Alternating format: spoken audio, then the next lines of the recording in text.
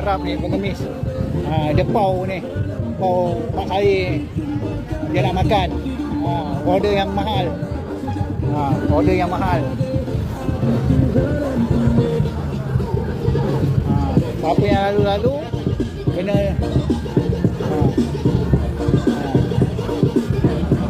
kena pau.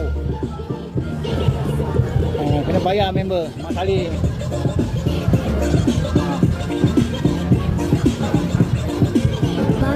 Order ni? Dia order ni dua. Dua? Habis? Order lah orang ni. Dua dia order berapa? Dekat RM100.